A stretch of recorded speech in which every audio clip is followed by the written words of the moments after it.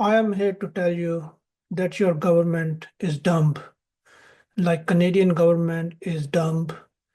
And not only it has been dumb for last 9 years under Trudeau or his assistant Jagmeet Singh, but they have been dumb for last 50 years, all across the board, including all parties, yes, conservatives too. And the proof is that Canada has been brought to its knees as of today. We are a mockery of states which wants to make us 51 state, and there's nothing going for us. We are just a deer in the headlight. And it did not happen overnight. For the last 50 years, our incompetent, traitorous, selfish, bought out politicians have been taking a nibble at us piece by piece by piece. It's so shameful that in the present day world, we don't even have a constitution. We have a charter of rights, but when our government, MP, MLA, RCMP take oath when they start the job, they take the oath to the King of the England, not to Canada, not to the Charter of Rights, but to the King of England and his heirs. And that's unacceptable. And let me tell you how we came down to this point. Any government of a country has some basic functions, some very basic functions. And our stupid, dumb government defy that basic competence. Let me show you what are those. And then you decide you agree or not. So here it is. In order to make Canada great, we need to do only 12 things, which pretty much every country has to do. The first one is our issue is we cannot fill any kind of jobs in Canada, be it doctors, nurses, farmers, engineers, electricians, plumbers, miners, teachers, construction, truckers.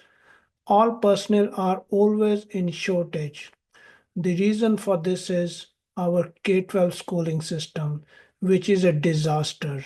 It systematically teaches children not to work hard, not to have ambition. It tries to make children's life as comfortable as possible.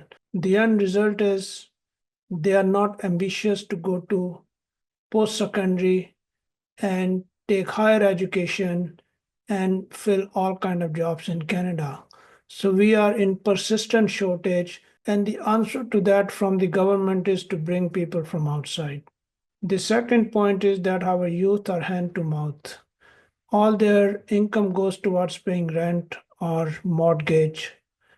And this is government's doing. They brought us to a point that everyone is living a miserable life, especially youth has no hope for future. Third is we pay a lot of taxes.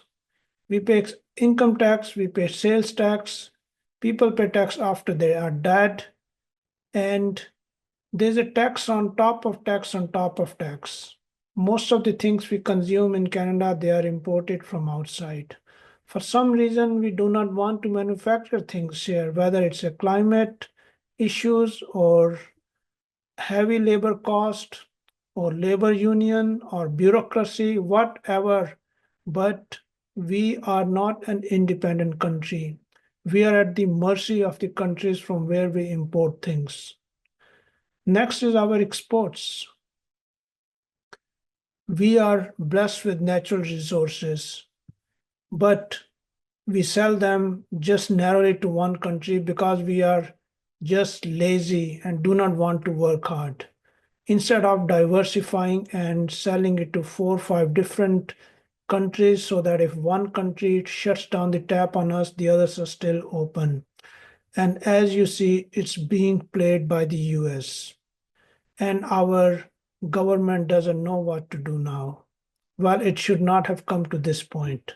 They are very academically at disadvantage when compared to any standard, any metric in the world. Our K-12 schooling system, as already mentioned above, is a disaster. The children are not motivated. The teachers are not motivated. Whatever is the education ministry is doing with a combination of union, it's just a disaster after disaster. Seventh point is Canadian culture is changing fast. There was a time when people were wealthy, happy, and they will always do the right thing. Now, what's happening is people do anything that they can get away with. The criteria is as long as you don't get caught, you do it. And it all starts from the higher level, from our government, which are pretty much indulged in thievery via taxes, and everyone just follows them. Point number 8, where Canadians are not brave anymore. They are fearful, especially from their government, who bullies them all the time.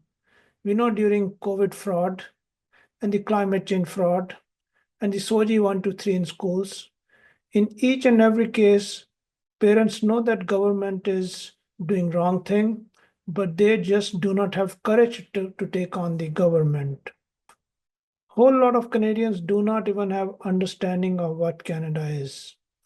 The real Canada is, it's a lot of land, mountains, water, snow, and then we have resources like oil, timber, gold, silver, copper, uranium, potash, agriculture, dairy, you name it, and Canada has it.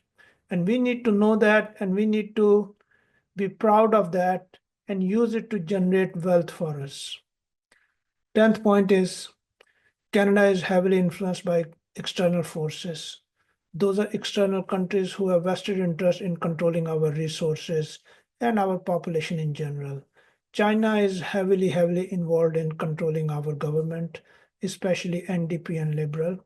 But that's not only thing. There's a new kid in the town, which is Indian government, and they have heavy influence as we speak. And the state of Israel, Jewish state, yes, they are here a big time via conservatives. So it seems like no matter what, we will be bitch of someone. We will never stand on our feet just because we are even ruled by a king. We can't even shed that away. 11th point is, in Canada, people are taught to not help anyone when some incident happens. Just call 911.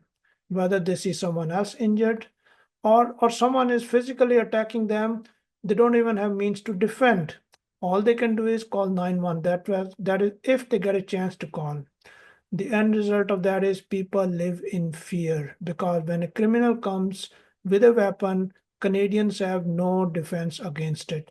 And government can never stop criminals from getting hold of weapons. But they do stop our lawful gun owners. Shame on government. We must empower our citizens by all means. Last but not the least, you might have heard of native reconciliation. Every government comes, we will do reconciliation. And so I'm going to tell you that government has no intention to do reconciliation. The reason they keep talking about it, so that everyone thinks, yeah, it's happening, but it will never happen. Especially, I have a problem with school children doing land acknowledgement. Well, government can do its business, and I fully empathize with Native people, but we need real conciliation, a written down plan. But in a nutshell, the little school children should never be forced to do land acknowledgement. Hope you liked it. Have a good day.